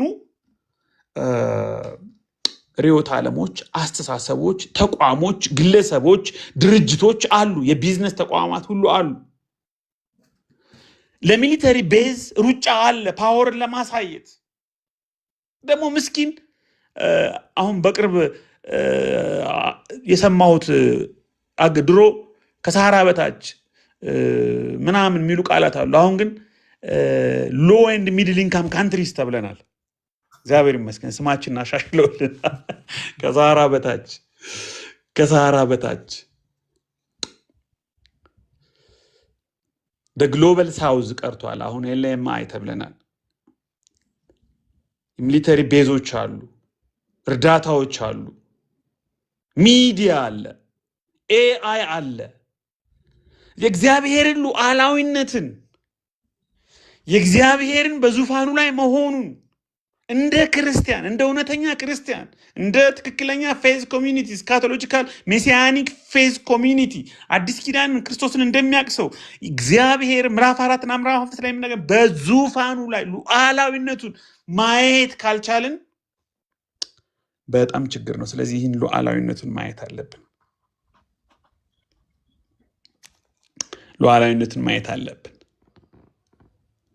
ምዕራፍ 17፣ 18፣ 19 ስንመጣ በደንብ አነሰዋለሁ። ይህ ምዕራፍ 12 ላይ ምዕራፍ 13 ላይ አነሰዋለሁ። ግን አንዳንድ ጊዜ አጽናፈ ዓለሙ ተወጥሮ ዓለማቱ ተወጥረው በአንዳንድ ጉልበተኞች ዶሚኔት ተደርገው ተገዝተው ሳይ ግራ ይገባ ማለት ያንን ማየት እንቸገራለን። የእግዚአብሔር ሉዓላዊነት፣ እግዚአብሔርን ሁሉን ገዥነት፣ ተቆጣጣሪነት ማየት ዙሪያ ገባው ይጨልምብናል፣ ግራ ይገባናል። እግዚአብሔር ሚያይ አይመስለንም፣ ሚዳኝ አይመስለንም፣ ሚፈርድ አይመስለንም። ግን ለምሳሌ አንድ ቴክስት ገባልኝ። ከዛ በፊት አንድ ነገር ልንገራችሁ። አንዴ ራይድ ስጠቀም ራይዶች ጋር አብዛኞቹ ጨዋታ ይወዳሉ እና ያወሯቸዋል። እንዴት ነው ስራ? ሰላም ነው ወይ? ምን ያህል ነው የምትሰራው? ቆንጆ ነው ወይ ስራ ምናምን ስለው በጣም መራራ ነገር ነገረኝ። ኧረ ተው፣ እኔ በጠዋት ነው የምወጣው፣ ማታ ነው የምገባው፣ ልጆቼ አያዩኝም፣ ነዳጅ በጣም ተወዷል፣ በቀን እስከ 700 ብር ቀዳለሁ፣ መኪናውን ላከራየኝ ሰው 1000 ብር ከፍላለሁ፣ አሁን እንደውም ጨምር እያለኝ ነው፣ ኢንሹራንስ ጨምሯል፣ ዘይትና ፊልትሮ ልነግርህ አልችልም፣ ምሳ በላለው በዛ ላይ ፀሐዩን ደግሞ ልነግርህ፣ አንዳንድ ተሳፋሪ ደግሞ ብዙ ችግር አለ፣ ብቻ ከቤት ከመቀመጥ ይሻላል፣ እንደው ለልጆቼ የሆነች ዳቦ ገዝቼ እገባለሁ ይላል። በጣም የሚያስደነግጥ በጣም ሾክ የሚያደርግ ነገር ይነግረኛል። ግን ራይድ ደግሞ 300 ሚሊዮን ብር ለመንግስት ግብር፣ የትርፍ ግብር ከፈልኩ በአመት ውስጥ የሚል ቴክስት ይደርሰናል፣ ወይም ደግሞ ሪፖርት እንሰማለን። ዱባይ እዚህ ራይድ የምንለው ዱባይ ሀላ ታክሲ ይባላል። ዱባይ ደግሞ ሀላ ታክሲዎችን አንዳንዴ ይዛሉ እና አወራቸዋለሁ። አብዛኞቹ ፓኪስታኖች እና ህንዶች ናቸው። አንድ ፓኪስታናዊ ያለኝን መቼም አልረሳውም። የኔን ነገር ተወው ብሎ ነው የጀመረው። ለ7 ዓመት ያህል ልጆችን አይቻቸው አላቅም። ትንሽ ሳንቲም ለማግኘት ስሞክር ሲስተሙ ራሱ ይነጥቀኛል። ማጠራቀም አልችልም፣ ገንዘብ ማግኘት አልችልም። በስመቲ ነው የምበላው። ቀለል ያሉ የሩዝ ምግቦችን ርካሽ ዋጋ ፈልጌ ነው የምበላው። ሚኒመም ደግሞ መስራት ያለብኝ ነገር አለ። ስሯሯጥ ነው የምውለው በሙቀት ይለኛል። ብዙዎቻችሁ ዲሲ ዩኒየን ስቴሽን የምታውቋቸው ኡበር ደግሞ ተጠቅሜ ያውቃሉ። ኡበርም እንደዚሁ ሳናግራቸው ሌላውን ቶ አለኝ አንዱ፣ ሌላውን ቶ ከምሰራው ገንዘብ እስከ 30፣ 40 አንዳንድ ጊዜ 45% ኡበር ይወስድብኛል ሰርቪስ ቻርጅ። ኢትዮጵያ እኮ 12 ወይም 7 12 አካባቢ እስከ 45% ድረስ ከ40% ድረስ ኡበር የሰሩበትን ገንዘብ ይወስደዋል። ነዳጅ እነሱ ናቸው የሚሞሉ። ዘይት ፊልትሮ የነሱ ነው። መኪናው የነሱ ነው። ቀኑን ሙሉ ሲደክሙት የነሱ ነው። እንደው ይሄ አንድ ናሙና ነው። ሳውዝ አፍሪካም አንድ ጓደኛዬ ምስክርነት ነግራኛለች። አንድ የሆነ ናሙና ወስጄን እየነገርኳቸው ያለሁት አጽናፈ ዓለሙን ሁሉ አልበርት ካሙ እንደሚናገረው ሜታፊዚካል የሆነ ሬቢሊየን የሚያስፈልገው የሚመስል አብሰርዲቲ አለ። ኢትዝ በጣም አብሰርድ የሆነ ዓለም ውስጥ ነው ያለ ነው። በጣም ኬዮቲክ ግራ የሚያጋባ ነገር ውስጥ ነው ያለ ነው።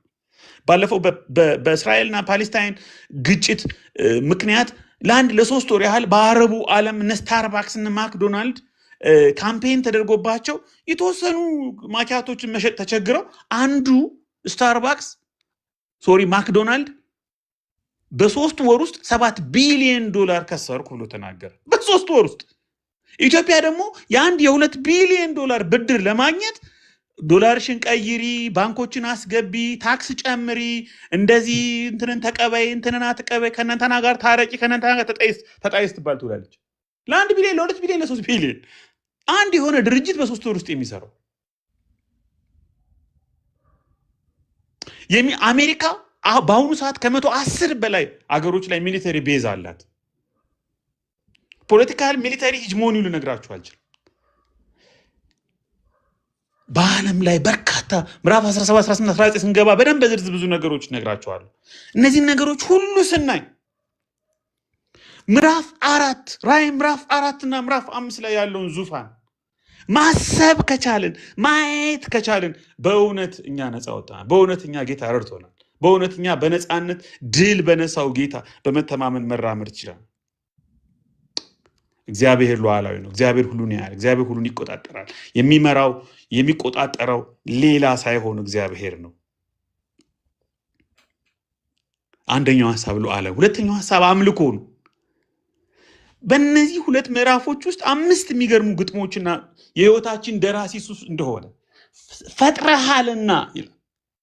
ጌታችን አምላካችን ሆይ አንተ ሁሉን ፈጥረሃልና ሁሉን ስለፈጠረ የህይወታችን ደራሲ ስለሆነ ይገባሃል እያልን ኢንቴንሽናል ወርሺፕ ኢንቴንሽናል አምልኮ ማምለክ ይገባል። በጉድል ስለነሳ ለዓለም እንቆቅልሽ በቤዞቱና በፍርዱ መልስ ይሰጥ ዘንድ ድል ስለነሳ በሞቱ ድል ቪክቲም ሄሮ ስለሆነ the Christian way of victory ስላሳየ ልናመልከው፣ በፍርዱ ድልን ስላሳየ ልናመልከው ይገባል። ሶስተኛ ምናልባት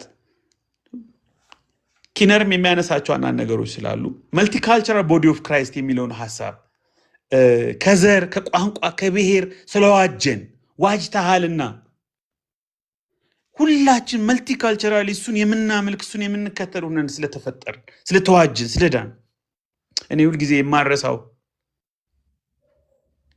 ከ800,000 በላይ በ3 ወር ውስጥ ብቻ የተጨፈጨፉ የሩዋንዳውን የእርስ በርስ ጭፍጨፋ ቱትሲዎችን ለመታደግ በሀገሩ ፖፑሌሽን ግን 1% እንኳን ተደርገው የማይቆጠሩ ስማቸውን አንዳንዶቻችሁ እንኳን የማታውቋቸው የቱዋ ጎሳዎችን ቱዋዎች ቱትሲዎችን ከሁቶዎች ለመደበቅና ነፍሳቸው ህይወታቸውን ለመታደግ ቀደም ሲል ግን እነዚህ ቱዋ የሚባሉ ማይኖሪቲዎች የሚጠሉ ቱትሲዎችም ሁቶዎችም የሚጸየፏቸው ማያገቧቸው ማይቀርቧቸው ነበሩ።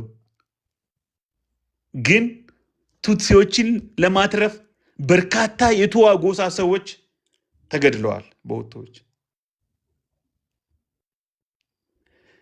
አያችሁ፣ አንዳንድ ጊዜ መልቲካልቸራል የሆነ መልቲ ኤትኒክ የሆነ ግን ደግሞ ስካቶሎጂካል የሆነ ሁሉ ነገር በክርስቶስ ጥላ ስር በዙፋኑ ጥላ ስር በሚታይበት መድረክ ክርስቲያኖችን፣ ወንድሞችን፣ እህቶችን የሰው ዘርን በሙሉ ማየት ወደምንችልበት ሪያሊቲ ትራንሰንደንት ሪያሊቲ ሰማያዊ መገለጥና እይታ እስክንመጣ ድረስ ለብዙ ሰዎች ሸክም እንሆናለን። ለብዙ ሰዎች ህይወት መበላሸት ምክንያት እንሆናለን።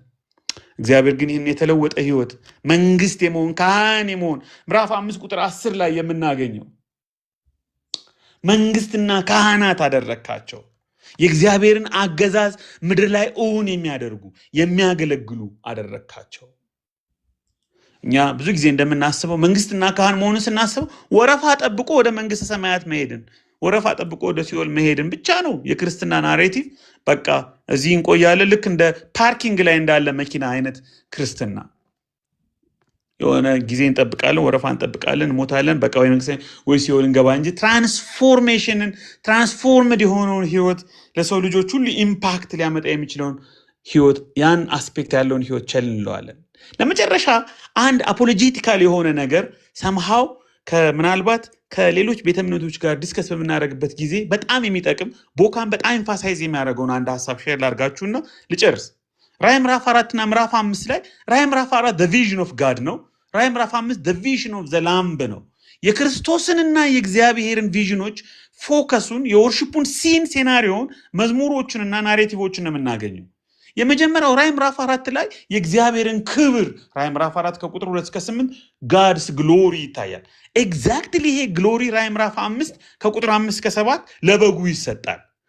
ምዕራፍ 4 ቁጥር 8 እስከ 11 ወርሺፕ ለእግዚአብሔር ይሰጣል። ራዕይ ምዕራፍ 4 ላይ ራዕይ ምዕራፍ 5 ከቁጥር 8 እስከ 12 ኤግዛክትሊ ለበጉ ስግደት አምልኮ ይሰጠዋል። እግዚአብሔር የተቀበለውን ሁሉ በጉ ይቀበላል። ምዕራፍ 4 ቁጥር 8 ላይ ዝማሬዎችን ሁሉ ሰማያዊ አካላት ለእግዚአብሔር ያቀርባሉ። ራዕይ ምዕራፍ 5 ከቁጥር 9 እስከ 10 ለበጉም ይሰጣሉ። ራዕይ ምዕራፍ 4 ከቁጥር 9 እስከ 10 የዙፋኑ ክፍል እዛ ውስጥ ያሉ ኤሌመንቶች ሁሉ ራዕይ ምዕራፍ 4 ከቁጥር 11 እስከ 12 በጉ ማህተሙን ሲፈታ በዙፋኑ ላይ ይታያል። ምዕራፍ 4 ቁጥር 11 አምልኮ ይቀጥላል። ራዕይ ምዕራፍ 5 ቁጥር 12 አምልኮ ይቀጥላል። ስለዚህ እግዚአብሔር ምዕራፍ 4 ላይ የተገለጠው እና በጉ ራዕይ ምዕራፍ 5 ላይ የተገለጠው እኩል ክብርን፣ እኩል ዴይቲን፣ እኩል አምላክነትን አስዩም እንዳደረገና የክርስቶስን ዲቪኒቲ፣ የክርስቶስን አምላክነት፣ የክርስቶስን መለኮትነት ከዚህ ምዕራፍ የተሻለ ሊያንጸባርቅ የሚችል መጽሐፍ እንደሌለ ቦካም የሚናገረውን ትንሽ አፖሎጂቲካል ለሆነ ነገር ይጠቅማል ብዬ ስላስብ ሼር ላደርጋችሁ ፈልጌ ነው። በጣም ጥቂት ደቂቃ እንደወሰድኩ አስባለሁ። ይሄ ምዕራፍ ተጠንቶ የሚያልቁ ምዕራፎች አይደሉም እነዚህ ሁለት ምዕራፎች። ሻማን ቴንኪው ሁላችሁም ስለ ጥያቄያችሁም ተጉም አንደርስኮር ስላደረካቸውም ነገሮች ቴንኪው በጣም። ከመጨረሻው ከተጉ ሐሳብ ልነሳና እቀጥላለሁ። በጣም እንደውም ዋናው ፖይንት ተጉ አንተ ያነሳኸው ነው።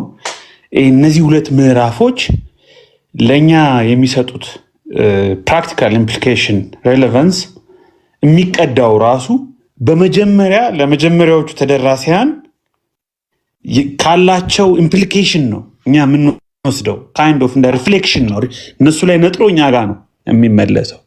እነሱ ያሉበት ሁኔታ ምዕራፍ 2 እና ምዕራፍ 3 ላይ ያሉት የተወሰኑ ቸርቾችን ባለፈው ማየት ስንሞክር በእንደዚህ አይነት ሁኔታ ውስጥ ነው ያሉት።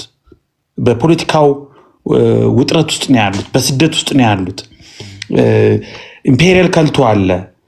ለዛ ነው ይሄ እነዚህ ሁለት ምዕራፎች በተለይ ምዕራፍ 4 ፖለቲካል ፖለሚክ ነው የምለው። ለዛ ነው ጌታ ቢፈቅድ በዚህ ሀሳብ ላይ የሚቴጅ ሰራለሁ ብዬ እያሰብኩ ነው።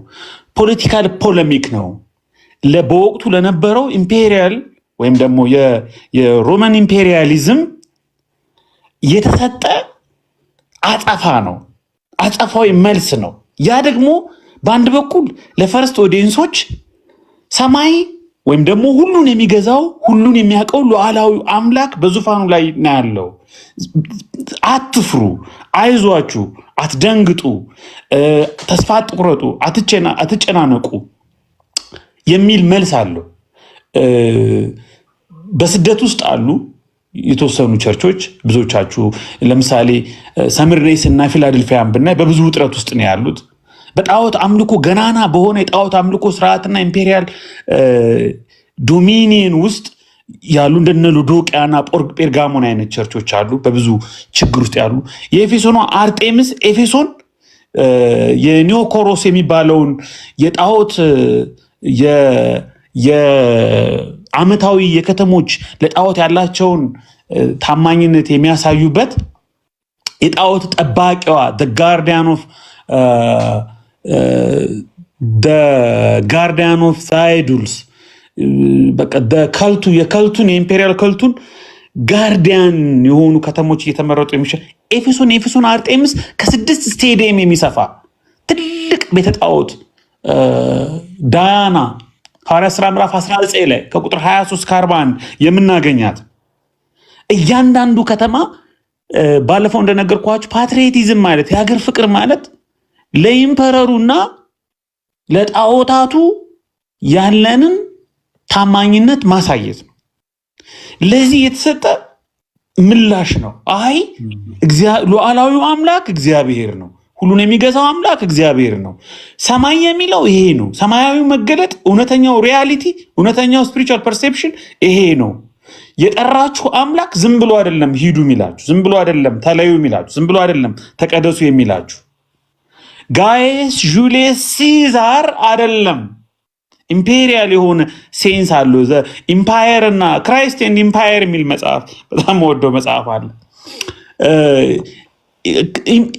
ሲዛር አይደለም፣ ኢምፓየሩ አይደለም፣ እግዚአብሔር ነው በዙፋኑ ላይ ያለው። ታይቤሪየስ አለ፣ ኦክታቪያን አይደለም። ሰላምን የሚሰጣችሁ ፓክስ ሮማና ያለው ኦግስተስ ኦክታቪያን አይደለም። ሰላምን የሚሰጣችሁ እግዚአብሔር ነው። ዶሚቲያን አይደለም። ኮሎሴምን ያስገነባው ዶሚቲያን አይደለም። ኮሎሴምን ያስገባው ዶሚቲያን በጣም በብዙ ኮንስትራክሽኖች በብዙ ልማትና ብልጽግና ሮምን እንትን ለማለት ኔሮ አይደሉም፣ እግዚአብሔር ነው። ይሄ ለነ ኔሮ ሁሉ ለነ ዶሚቲያን ሁሉ የተሰጠ መልስ ነው። ለሲዛር ሳይቀር የተሰጠ መልስ ነው። ወደኋላም ሊሄድ ይችላል። በኋላ ምዕራፍ 12 ላይ ስንመጣ በደንብ የምናገኘው ሐሳብ ነው።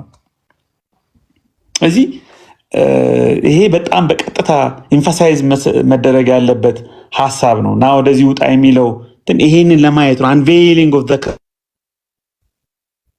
ጀምር ራእይ አፖካሊፕስ ማለት ሬቨሌሽን ነው፣ የመጋረጃ መከፈት መገለጥ ነው የምንለው። ይሄ ሁለተኛው ቪዥን ዮሐንስ 2 ሄዶ ያየው ሁለተኛው ቪዥን ነው። ራእይ ምዕራፍ 1 ላይ የምናገኘው ይቺ ምዕራፍ 4 ቁጥር 1 ና ወደዚህ ውጣ የምትለው ምዕራፍ 4 ቁጥር 1 እና 2 ብዙ ጊዜ እኔ ከምን ተነስተው እንደሆነ ወይም ብዙ ጊዜ ተነጋግረን እናውቃለን ከአንዳንድ ሰዎች ጋር ከመነጠቅ ጋር ያያይዙታል። ከቤተክርስቲያን መነጠቅ ጋር ይሄ የአንድ ሰው ወደ ሰማይ መወሰድ ምልክት ነው። በቃ ይሄ አንድ ሰው ብቻ ወደ ሰማይ እየሄደ ሳይሆን አይ ይሄ በአጠቃላይ ቤተክርስቲያን የምትሄድበት የምትነጠቅበት ሰዓት ነው። ከምድር ወደ ሰማይ በቃ ሰማያዊው የሆነው ነገር ላይ የምንሄድበት ነው የሚል ሐሳብ ያመጣሉ። ምናልባት ከተሰሎንቄ ጋር ከምናምን ጋር ዴቨሎፕ ያደርጉታል። የዋልቮርድን ማንብቤዋለሁ፣ የሄኖክን ማንብቤዋለሁ። ግን በፍጹም ስሜት የማይሰጥ ከኮንቴክስቱ ጋር አብሮ የማይሄድ ነገር ነው። ብዙ ሐሳብ ይሄ በጣም ከጂዊሽ አፖካሊፕቲክ ኮንቴክስት ጋር እንግዳ የሆነ ሐሳብ፣ በጣም እንግዳ። እነሱ እንደዚህ አይነት ስኬፒስት የሆነ ቪው የላቸውም። ስኬፕ ማድረግ ጥሎ መሄድ ኢቭን ራእይ ምዕራፍ 1 እና 2 ስናነብ አዲሱ ኢየሩሳሌም ከሰማይ ወደ ምድር ስትመጣ እንጂ ከምድር ወደ ሰማይ ስትሄድ እንኳ አትታይም። እና ለመጽሐፉ አጠቃላይ ለኒው ቴስታመንት ሐሳብ በጣም እንግዳ የሆነ ሐሳብ ነው። ያ ማለት ግን ብዙዎቻችሁን ኦፌንድ እንዳላደርጋችሁ ይሄ የመነጠቅ ኮንሰፕት ሌላ ጊዜ እንመጣበታለን ብዬ አስባለሁ። በተለይ ከምዕራፍ 21 ጋር አያይዘን እናነሳዋለን። የመነጠቅ ኮንሰፕት ሰምሃው ከእግዚአብሔር ጋር ከመሆን ጋር ከህልውናው ጋር ከመሆን ጋር እኔ አሁን አንድ ሰው ቢነጠቅ ወይም ደግሞ ቤተክርስቲያን ብትነጠቅ ወይ ብንነጠቅ ወይ የምቃወም ወይም ምጠላ ሆኜ አይደለም። ግን መጽሐፍ ቅዱስ ይሄ በተለይ ይሄ ክፍል ሌላ ክፍል እንደዚህ ያስተምር እንደሆነ የምንማማርበት እድል ሊኖር ይችላል። እኔ በጣም ትኩረት አድርጌ የማጠናቸው ወንጌላትን ሮሜን እና ራእይን ነው በብዛት። ግን ወንጌላትን ሳጠና ሮሜን ሳጠና በጥልቀት ራእይን ሳጠና ብዙ የማላገኛቸው ሐሳቦች እነዚህ ናቸው። ምናልባት ግን ይሄ ክፍል በምን አግባብ እንደዛ ሊያስረዳ እንደሚችል በብዙ መልኩ አውርተን እናውቃለን። እነሱም በድፍረት የሚያስረዱት ነገር አይደለም። ሰባቱ መናፍስት የሚለው ሐሳብ ኢንቴንሲፋይድ የሆነውን የመንፈስ ቅዱስን ስራ ሰባት የሚለው ፍጹም የሆነ ኢንቴንሲፊኬሽን የሚያሳይ ነገር ነው። የመንፈስ ቅዱስን ሮል በዚህ በዲቫይን አድሚኒስትሬሽን በማጀስቲው ውስጥ ያለውን የእግዚአብሔርን ሶቨሪን የሆነ ሩል ትሪኒቴሪያን የሆነ ኢሜጅ ገና ምዕራፍ 1 ላይ ስንጀምር ያገኘነውን የትሪያዲክ ፎርሙላ ወይም ደግሞ ትሪኒቴሪያን ፎርሙላ እንደገና ፈርም የሚያደርግ ሐሳብ ነው። ስለ ሄኖክ እንዴት ሄኖክ ተጠቀሰ እንዴት እዝራ የሚለውን ባለፈውም እንደተነጋገር ነው በሌላ ፕሮግራም በጥሩ ሁኔታ እነዚህ ኤክስትራ ቢብሊካል ሊትሬቸርስ ከ66 ውጭ የሆኑ አክቹዋሊ ብዙ ሰዎች 66 እና 81 በሚል ነው የሚያስቡት። እኔ ግን እስከ 400 ይደርሱብኛል። መጽሐፍት በጣም ብዙ ናቸው ማለት እኔ 81 ብቻ ለምን 81 ላይ ራሱ እንደተገደቡ ከ66ቱ ካለፈ አንድ ሰው ለምን 81 ላይ እንደሚቆም አላውቅም። ከ66ቱ ካለፍክ መቀጠል ነው ያለብህ። በጣም ብዙ መጽሐፍ ነው ያለው፣ በጣም ብዙ ሪሶርስ ነው ያለው አንዱን። ምክንያቱም ቀሪዎቹን ከ66 ውጭ ያሉትን የምንጥልበት ምክንያት ሌሎችንም የምንጥልበት ምክንያት ነው። ስለዚህ ሌሎች መጽሐፍትንም ጨምረን እንዴት ነው ከ66ቱ ውጭ ያሉትን መጽሐፍት በምን አግባብ ነው ትሪት የምናደርጋቸው፣ በምን አግባብ ነው የምንረዳቸው፣ እንዴት ይጠቅሙናል የሚለው አማን ጋር እንደተነጋገርነው ሌላ ጊዜ በጥሩ ሁኔታ እንወያይበታለን። በተለይ ደግሞ 66 ውስጥ ያሉ 15ቱንም ትኩረት ሰጠን እናጠናቸዋለን። ለጊዜው ግን በዋናነት እንደ ማቴሪያል 66ቱን ለመረዳት እንደሚያግዙ መጽሐፍት ብዙ የክላሲካል ስራዎችን ግሪኮ ሮማን ሊትሬቸሮችን እነ ቨርጅልን እነ ሉካንን እንደምንጠቀመው እነ ማርከስ አውሬሊየስን አሁን ፈላስፋውን ኢምፐረር እንኳ አምነን እናነባለን። ብዙ ነገሮችን አገኘን እንላለን። እነ ሴኔካ አሉ፣ ስቶይኮች አሉ። የእነሱ ስራዎች እነ ጳውሎስ ከሰማይ የወረደ ሰው አይደለም፣ ወይም ከቤቱ ወጥቶ ወንጌል ስብከት የወጣ ሰው አይደለም። የግሪክን ባህል የግሪክን ቋንቋ ግራመር ያጠና ሰው ነው። የአይሁድን ባህል የሮምን ካልቸር ያጠና ሰው ነው። ሌሎችም እንደዚሁ ከጀርባ ያጠኗቸውን የተጠቀሟቸውን ማቴሪያሎችን መጠቀም አለብን። እኛ አሁን በዚህ ዘመን አብዛኛው የአገልግሎት ወንጌል ስርጭቱም የጉባኤ መድረክ የምስባክ አገልግሎቱም ዝም ብሎ በሆነ አንድ የሆነ ውስን በሆነ እይታ እየተፈጸመ ይሄዳል። ብዙ ሪሶርሶች አሉ ሊዳብር የሚችል ብዙ እይታ ዙሪያ ገባውን የሰዎችን ህይወት የሚዳስስ ስብከት ማዘጋጀት ትምህርት ማዘጋጀት ስንችል በጣም ውስን መሆን የለብንም። በዲኖሚኔሽን ባውንድሪ ያስቀምጠን እነዛን መጽሐፍት እነዛን ነገሮች ለምን ነካለን አንልም። መጽሐፍ ቅዱስን ይረዳን ዘንድ አንብበን እውነቱን ለማወቅ እንችል ዘንድ እኔ አዲስ ዩኒቨርሲቲ ስራውን ሁሉ ጥሎ ፊሎሶፊ መማር ማቀው ጓደኛለኝ። መጽሐፍ ቅዱስን የተሻለ የምረዳው ፍልስፍና ከተማርኩ ነው በአግባቡ ብሎ 4-5 ዓመቱ ነው እንደሄደ። ብዙዎቹ ክላሲክስ ባጠና እኔ አልጠላም። ቤቴ ቁጭ መከራ ከማይ የእነሱን ስራ ለማንበብ ለመረዳት ብቻዬን ከምታገል በአግባቡ ዩኒቨርሲቲ ገብቼ የሚያስተምረኝ ሰው ባገኝ የመጽሐፍ ቅዱስን ባክግራውንድ ኮንቴክስት በተሻለ ለመረዳትና ቤተክርስቲያንን ኮሚዩኒቲውን ለማገልገል እችል ነበረ። ስለዚህ በዛ አግባብ እንያቸው። ግን ሌላ ጊዜ በስነስርዓት በእነዚህ ጉዳዮች ላይ እናወራለን። 5-7 በዙፋኑ ላይ ከተቀመጠ ከዛ ከቀኝ እጁ መጽሐፉን ወሰደው። መጽሐፉንም በወሰደ ጊዜ ይላል መጥቶም በዙፋኑ ላይ ከተቀመጠ ከዛ ከቀኝ እጁ መጽሐፉን ወሰደው ይላል። ምንም ኮንፊውዝ የሚያደርግ ነገር አይደለም። ሰምሃው ይሄ አፖካሊፕቲክ የሆነው ኢሜጅሪ የሆነ ቱ ኢንዲፔንደንት ኢንቲቲዎችን ስሎ ከሆነ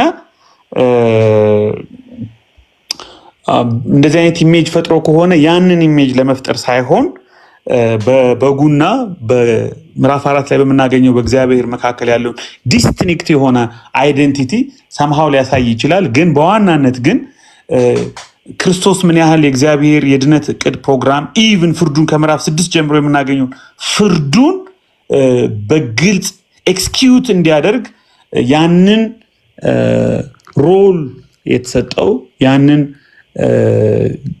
ግብር የተሰጠው ወይም ያን ግብር የሚፈጽም አካል እንደሆነ ነው የሚታየው።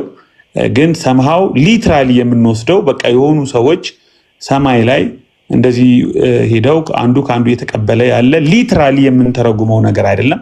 ራእይን በምንተረጉምበት ጊዜ የምንከተለው መርህ ሊትራል አይደለም። አንዱ የዲስፐንሴሽናሊስቶች አንዱ ፈተና ሊትራሊ ስለሚተረጉሙት ሁሉ ነገር ሊትራል ነው። ጆን በሆነ ሰማይ ተከፍቶ በረረ ካሉ በቃ ቤተክርስቲያንም እንዲሁ ነው የምትሄደው የሚል ሊትራል የሆነ እንትን ይወስዳሉ። ግን አብዛኛው ዮሐንስ ራእይ ሲምቦሊክ ነው፣ በሲምቦሊዝም ነው። ስለዚህ ሲምቦሊክ የሆነ ኢንተርፕሬቴሽን ነው የሚኖረው። ግን በጣም ሁልጊዜ የምከተልበት በጣም የምወደው አንድ አረፍተ ነገር አለ። ማይክል ጎርመን የሚባል ሰው የሚናገረው ሪዲንግ ሬቨሌሽን ሪስፖንሲብል የምትል ትንሽዬ መጽሐፍ አለችው። እሱ ላይ የሚያስቀምጠው አንድ ፕሪንሲፕል አለ። እንደዚህ ይላል፣ በግልጥ ሊትራል መሆኑን እስካላረጋገጥን ድረስ ሲምቦሊክ ነው ይላል። በግልጥ ሲምቦሊክ መሆኑን እስካወቅን ድረስ ሊትራል አይደለም ይላል። በግልጥ ሊትራል የሆነ ነገር ካገኘን በኤፌሶን ያለች ቤተክርስቲያን እንዲህ ድካምህን አውቃለሁ እንትንን አውቃለሁ ካለ ይሄ ሲምቦሊክ አይደለም፣ ግልጥ የሆነ እንትን ነው፣ በቃ ሊትራል ነው። ነገር ግን ኢሜጅሪዎችን ሲያመጣ ልክ ራዕይ ምዕራፍ 4 ላይ 12 ላይ 11 ላይ አሁን ኔክስት ላይ ከ6 ጀምሮ 6ን በተወሰነ 6 እና 7 ነው ኔክስት የምናጠና፣ ሁለቱን አንድ ላይ ስናጠና በጣም ሲምቦሊክ የሆኑ ነገሮች ሊትራሊ ክሊርሊ ሲምቦሊክ የሆኑ ነገሮች ሲምቦሊክ ናቸው። ስለዚህ ግን አብዛኛው ፕሪዶሚናንትሊ መጽሐፉ ሲምቦሊክ ነው የሚለውን ያዙት፣ ሲምቦሊክ ነው የሚለውን ያዙት። ይሄንን ነው ከተነሱ ጥያቄዎች ተነስቼ ልናገር የምችለው። ተባረኩ። ቴንኪዩ አቤክስ፣ እግዚአብሔር ይስጥህ። በእውነቱ አንድ ምናልባት እኔ ሪፍሌክት እንድታደርግበት እኔ ደግሞ ማንሳት እንፈልገውን አንድ ሀሳብ ላንሳና ሌላ ሰው ካለ ሌላ ሰው ያነሳል። የዚህ